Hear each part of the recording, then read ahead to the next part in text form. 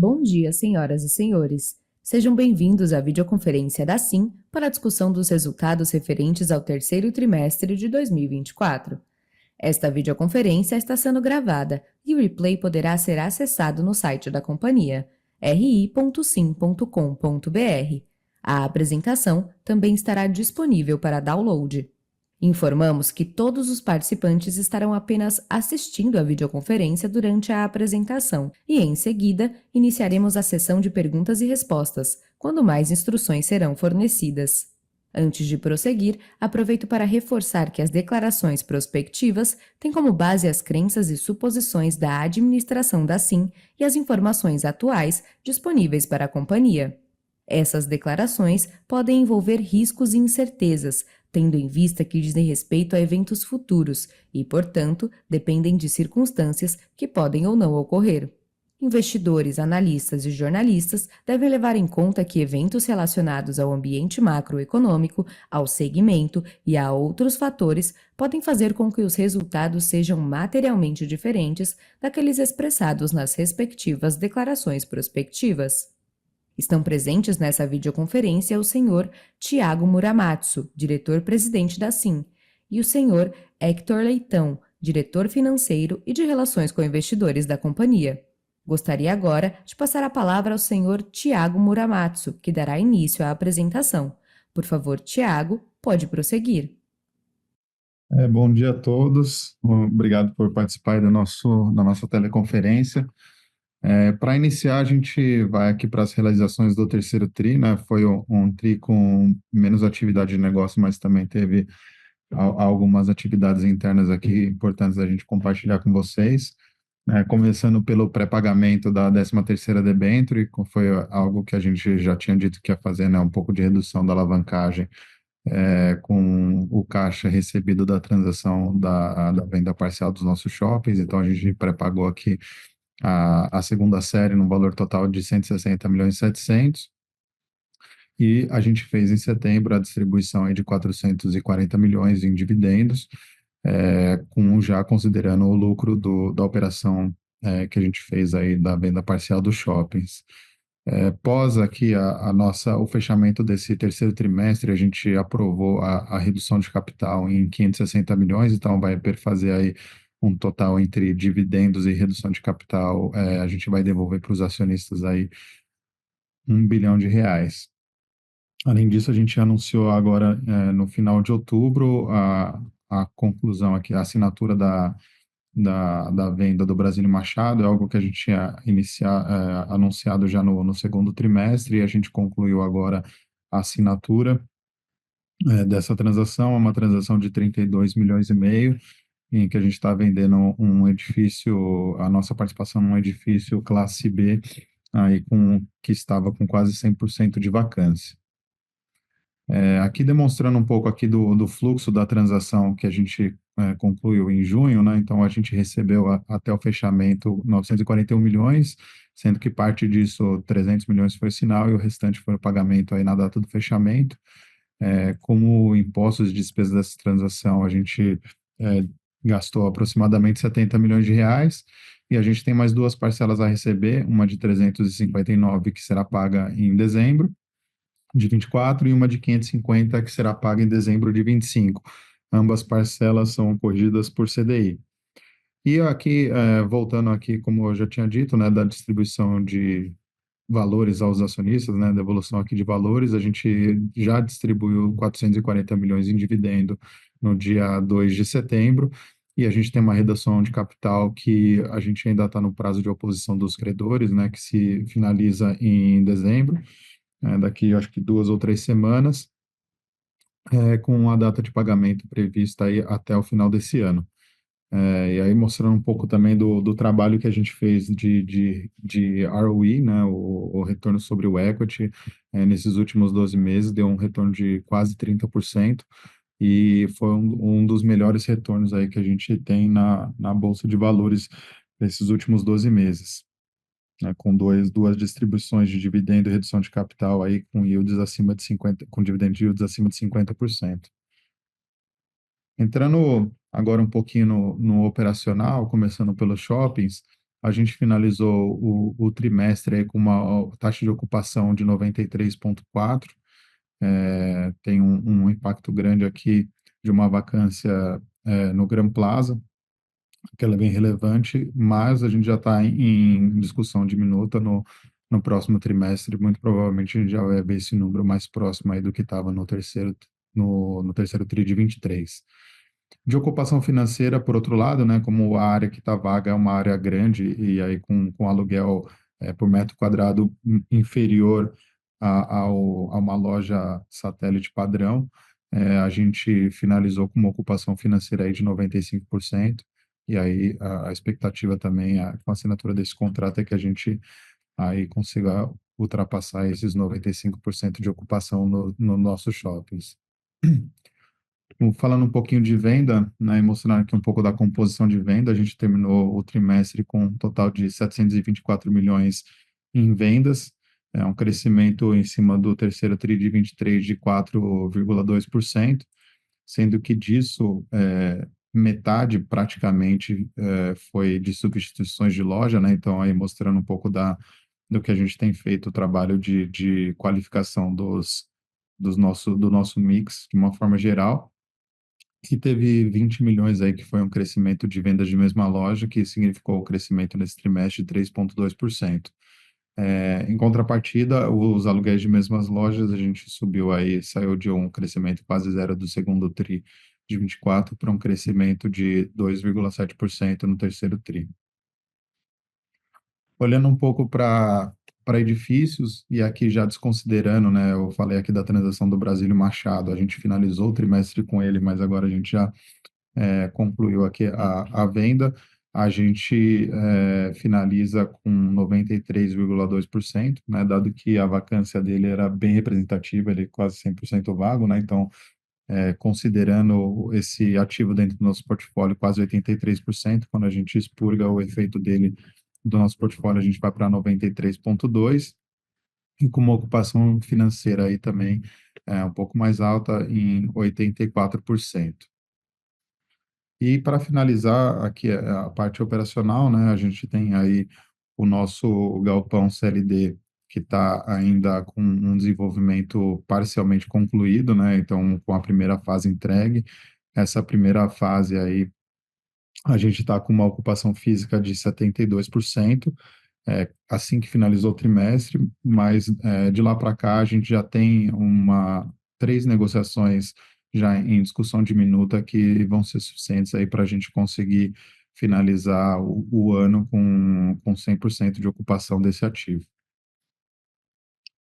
Agora eu vou passar para o Hector falar um pouco sobre o desempenho financeiro. Bom dia a todos. Obrigado aí pela presença de todos no nosso call de resultados. Eu começo aqui a falar do NOI das mesmas propriedades, né, já que a gente teve um desinvestimento importante no tri passado. Então, quis trazer aqui um pouco como é que está a performance das mesmas propriedades, né, ajustando as participações no trimestre do ano anterior. A gente vê que houve um crescimento de quase 2,5% no total de NOI. A gente alcançou 22 milhões no terceiro trimestre. E no acumulado do ano, a gente tem um crescimento de 9,7%, com 65 milhões versus 59,3 dos 9 meses do ano anterior. Abrindo um pouco entre as unidades de negócio, em shopping, a gente tem um crescimento de 4% e 10,6% acumulado no ano. E escritório foi o que penalizou o nosso crescimento de NOI no trimestre, não foi, acho que é um resultado pontual aqui do trimestre, a gente está crescendo quase 7% no ano, e no trimestre aqui a gente teve uma queda de 3%, que foi alguns efeitos contábeis aqui de carências e linearizações que a gente acruou aqui nesse trimestre por conta de alguma desocupação nos nossos empreendimentos, mas que a tendência aqui é a gente seguir um crescimento acima da inflação em escritórios também. Olhando os resultados, e aqui não tem nenhum ajuste de participação, né? Olhando o EBITDA ajustado do trimestre, aqui acho que é importante destacar que a gente teve bastante ajuste por conta da venda mesmo do trimestre anterior. Em especial em duas linhas, né? A linha de resultado financeiro, a gente tirou todo o efeito positivo da correção monetária das parcelas de dezembro 24 e 25. Então, tem uma penalização aqui no ajustado para manter o nosso critério aqui de tirar os efeitos de venda. E também, acima do resultado financeiro, né, em receitas e outras receitas e despesas operacionais, a gente tem um ajuste positivo agora por conta do AVP, que é um ajuste de valor presente das mesmas parcelas. Então, no net aqui a gente tem um ajuste importante no nosso lucro líquido por conta da venda. Então, partindo para os números aqui, a gente fechou o trimestre em 18 milhões em EBITDA ajustado, uma queda aqui de 58%. É uma queda esperada que a gente já comentou no trimestre passado. O nosso EBITDA recorrente deve ficar em torno de 20 milhões. Então, aqui a gente teve uma penalização maior nesse TRI de PDD, que nos últimos trimestres a gente apresentou um número, às vezes, até positivo. E essa PDD vai se reverter no próximo trimestre, porque a gente recebeu a maior parte dessa PDD era de um inquilino e a gente acabou recebendo em outubro. Então, vai haver alguma reversão de PDD no próximo trimestre. No acumulado do ano, a gente fechou com 95,6 milhões, uma queda de 22,9, pelas mesmas razões que eu expliquei aqui da venda de participação.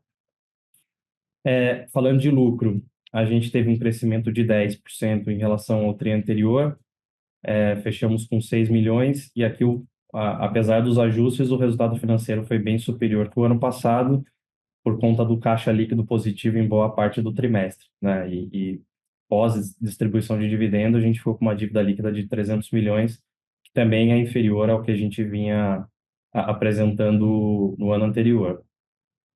No acumulado do ano, a gente tem 16 milhões de lucro líquido ajustado versus 700 mil de prejuízo no ano passado. E de FFO, a gente no trimestre tem uma queda de 40%, com 9 milhões de FFO, e no acumulado do ano, 35 milhões, um crescimento de 30%. Então, basicamente, as quedas que a gente vê aqui é ajuste de portfólio, por outro lado, um resultado financeiro melhor, né, um balanço mais desalavancado, a gente tem um lucro líquido melhor. Embaixo aqui, na parte de baixo do gráfico de EBITDA e lucro líquido, a gente mostra aqui sem o efeito das vendas, né, destaque aqui para os acumulados, né, o EBITDA a gente alcançou 650 milhões no acumulado do ano e 486 milhões de lucro líquido. Falando de alavancagem, o trimestre a gente encerrou com 888 milhões de dívida bruta e 323 de dívida líquida. Isso representa 2 vezes o nosso EBITDA dos últimos 12 meses. Então, a gente vinha apresentando, antes da transação, uma alavancagem próxima de 5 vezes. A gente foi para um caixa líquido no segundo TRI, por conta do recebimento. Depois da distribuição, a gente volta aqui a ter uma dívida líquida próxima de 2 vezes. E aí, olhando pós-recebimento das parcelas da transação e pagamento de redução de capital, isso em dezembro 25, a gente vislumbra aqui uma dívida líquida próxima de zero. Então, a gente já estava com caixa confortável aqui, com perfil de dívida bem confortável e agora mais ainda a gente tem uma opcionalidade grande aqui de ou continuar distribuindo mais dividendo ou ter algum reinvestimento, né, com esse caixa que a gente tem na mão. E aí, por fim, a gente vê um pouco do cronograma de amortizações. A gente também bem equacionado aqui em relação às torres aqui de amortização. A gente tem 120 milhões no ano que vem, 134 em 26, 27 a mesma coisa, e em 28 a gente tem uma amortização mais expressiva de 400 milhões, que dá bastante tempo para a gente aqui realavancar e equacionar essa amortização. Então, a gente tem um conforto bem interessante aqui em relação à gestão de caixa e dívida.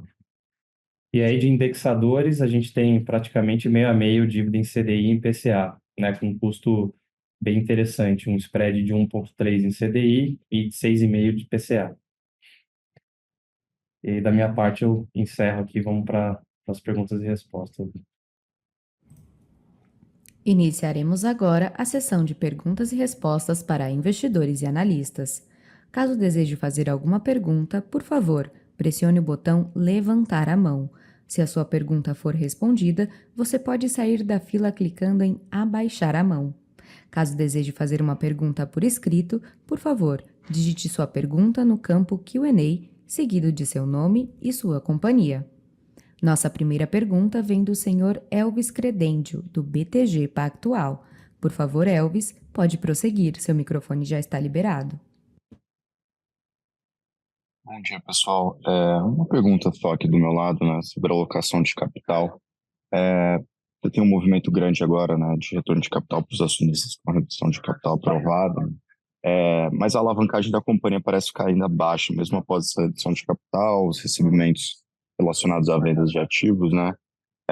Por outro lado, até saiu, né, noticiário aí que a companhia avaliou a compra dos shoppings da Brookfield, vendeu, né, o Brasília Machado. Então, eu queria entender como que vocês estão pensando mesmo a médio prazo a alocação de capital da companhia, né? Se de repente dá para esperar uma alavancagem um pouquinho maior, alguns investimentos ou mesmo mais retorno para o acionista. É isso. Obrigado. Fala, Elvis, bom dia, tudo bem? É, Na verdade, assim, a gente vai ficar com um nível de alavancagem baixo, né? E acho que é um pouco do nosso objetivo aqui mesmo. A gente tem o desenvolvimento do Série D que ainda está assim, na segunda fase de quatro, né? Então tem uma exposição de caixa ainda para acontecer nos próximos 1 ano e meio, mais ou menos, né? Então parte do caixa ele vai ser utilizado para isso. A gente tem um vencimento grande, até o Hector acabou de mostrar, né, em 28. Mas, além disso, a gente gostaria de deixar um espaço para investimentos de oportunidade, né? Então, quando a gente acaba, ultimamente, né, tem cruzado com bastante oportunidade, então a gente está olhando aí algumas coisas e a gente gostaria de deixar reservado um espaço mesmo aí, pelo menos nos próximos 12 meses, até o final do ano que vem aí, para entender se a gente consegue achar algo oportunístico. Acho que o momento ele pode ser interessante aí nos próximos meses, né? Dado que fundo imobiliário vai ter uma restrição maior para captação, a gente com uma posição de estrutura de capital bem equilibrada, com acesso a crédito, então pode ser que surjam algumas oportunidades aí nesses próximos 12 meses, né? Então, a ideia é isso, e aí daqui 12 meses a gente rediscute novamente aí se a gente acha que tem mais espaço para devolver mais alguma coisa para os acionistas. Claro, Thiago, obrigado. Bom dia. Valeu. Lembrando que para fazer perguntas, basta pressionar o botão Levantar a mão. Se a sua pergunta for respondida, você pode sair da fila clicando em Abaixar a mão. Caso deseje fazer uma pergunta por escrito, por favor, digite sua pergunta no campo Q&A, seguido de seu nome e sua companhia. Por favor, aguarde enquanto coletamos as perguntas. Nossa próxima pergunta vem do senhor Marcos Barroso. Ele diz: Olá, bom dia e obrigada por pegar minhas perguntas. 1. Para quem investir na SIM nos preços de hoje, ou seja, após vendas de propriedades em 2024, qual a tese de geração de valor para 2025 e para o longo prazo? Bom, eu sei que tem duas perguntas aqui, deixa eu começar pela primeira, né? Então, assim, acho que cada investidor aí, ele pode ter sua tese de investimento, né? O que eu posso dizer aqui pela SIM, né? Independentemente do momento que você entrar e aí pós-distribuição desse restante aí via redução de capital, ainda vai ter um cap rate implícito muito atrativo, né? Então, até calculado aí por investidores e pelos bancos aí para algo próximo de 15% a expectativa para 2025. né? A gente não dá nenhum guidance nesse sentido. E a ideia, assim, a gente está com uma companhia com uma alavancagem agora muito baixa, né? Mesmo após a distribuição de dividendo, e a gente tem visto um desempenho operacional dos nossos ativos, não acabou não sendo completamente refletido aí nesse trimestre, mas com uma perspectiva de crescimento interessante aí no próximo ano. A gente tem, com essa transação, uma parcela maior do nosso resultado na prestação de serviço, né, que acaba melhorando um pouco do retorno sobre o capital investido. Então, acho que tem alguns desses componentes aí que eu acho que ajudam na tese de geração de valor, né? Então, acho que o principal é um cálculo aí de cap rate, mas que vai da forma como cada investidor enxerga e cada investidor tem montado a sua estratégia de investimento. A próxima pergunta também é do senhor Marcos Barroso, seria a segunda parte da pergunta. Ele diz: sobre a participação dos minoritários nos balanços, do valor contábil de propriedades de investimento de mais ou menos 1,7 bi, o que é dos sócios, acionistas sim, versus minoritários e das parcelas a receber da venda dos shoppings? Qual porcentagem fica para os acionistas sim versus minoritários? Obrigada. Bom dia, Marcos. É o Hector aqui respondendo. Obrigado pela pergunta. Sobre o valor contábil, no release você pode ver em torno de 800 milhões. A gente abre o balanço pro forma, então tá lá. E sobre esses valores de parcelas que você comentou, de 360 e 550, isso já é na nossa participação. Então, não considere efeito de sócios aqui, tá? Então, esses valores vão ser integralmente recebidos pela SIM, tá bom? Obrigado.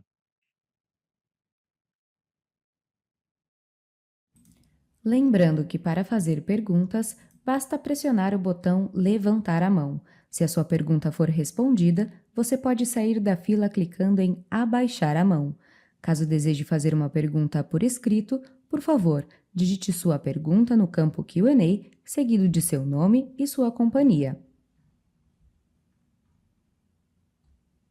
Nossa próxima pergunta vem da senhora Sani Miranda. Ela diz: com o cenário de juros altos e a instabilidade econômica, como vocês estão ajustando a estratégia de aquisição e venda de ativos imobiliários? Existe algum tipo de perfil de ativo que hoje vocês consideram mais atrativo ou, ao contrário, que estão evitando? E em relação ao período de oposição dos credores, existe uma data exata para se findar o prazo? Oi, Sani, tudo bem? Vou começar pela segunda pergunta, que ela é uma resposta um pouco mais direta, né? Existe sim uma data, salvo engano, é dia 2 de dezembro, que finaliza. A gente aí tem o recebimento ainda do caixa da segunda parcela da XP. Então, seria alguma coisa aí que oportunamente, logo que tiver findando um prazo, o nosso RI ele vai divulgar aí via comunicado ou via fato relevante qual será a data de corte, quais serão aí as instruções para o recebimento da redução de capital, tá bom? Sobre a primeira pergunta, é, acho que é um pouquinho do que eu respondi para o Elvis, né? A gente enxerga um cenário aí nos próximos 12 meses com uma redução da atividade de aquisição por parte dos fundos imobiliários, justamente por conta de um cenário de captação mais desafiador, né? E aí eu acho que essa é um pouco da diferença de quando você olha uma empresa de properties versus um fundo imobiliário, né? Além de terem, eu acho que alguns objetivos diferentes em termos de dividendo e crescimento aí por ganho de capital, a gente consegue se posicionar como comprador em um momento em que a gente tem uma dificuldade de captação por parte dos fundos imobiliários, né? Então, acho que podem surgir oportunidades aí a partir disso.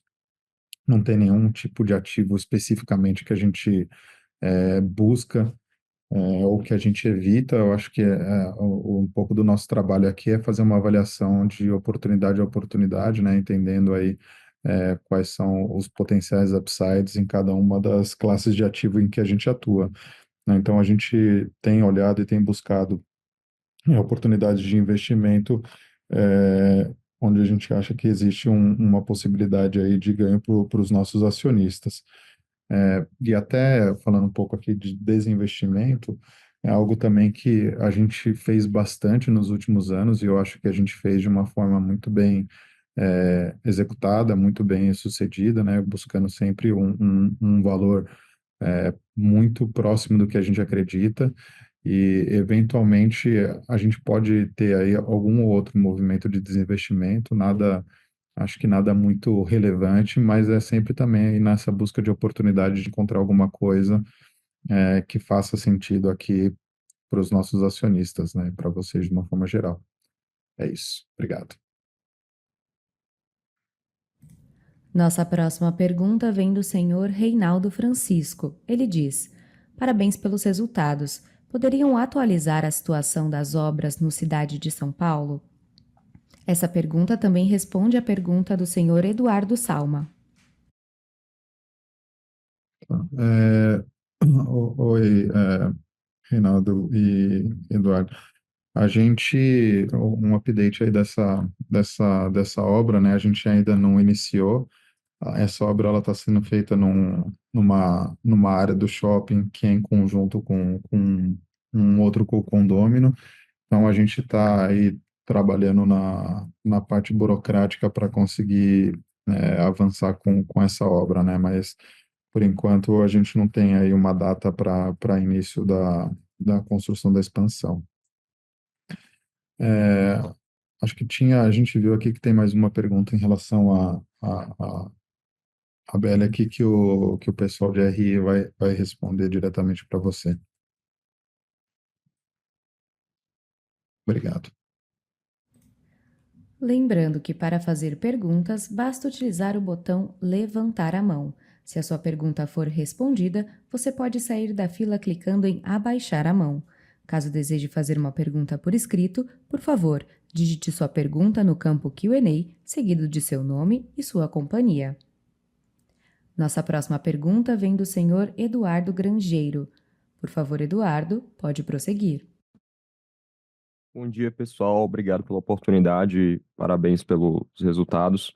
Eu queria fazer um follow-up nas perguntas ali sobre alocação de capital, perguntando se vocês têm alguma oportunidade de M&A já sondada ali pela frente. E uma segunda questão um pouco diferente, eu queria entender melhor por que vocês fazem a terceirização da gestão dos estacionamentos, né? Qual que é a estratégia por trás disso? É, Bom dia, Eduardo, tudo bem? Vamos lá.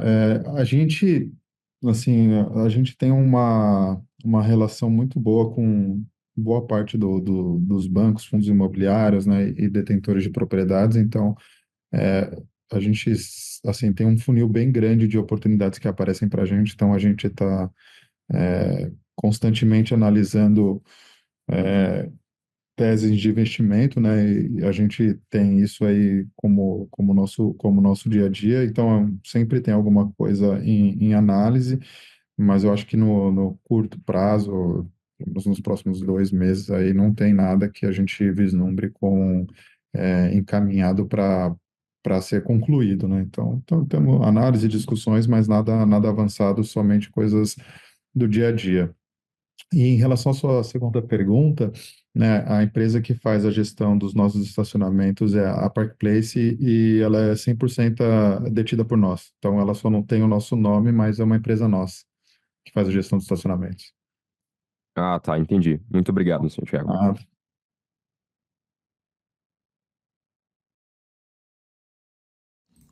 Lembrando que para fazer perguntas, basta clicar no botão Levantar a mão.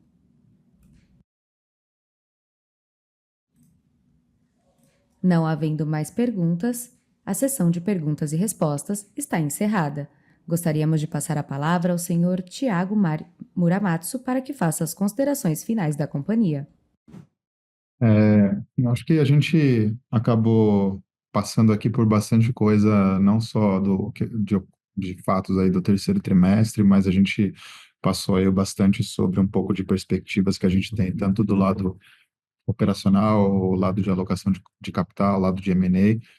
Então, Acho que deu para passar uma boa mensagem aí para todo mundo.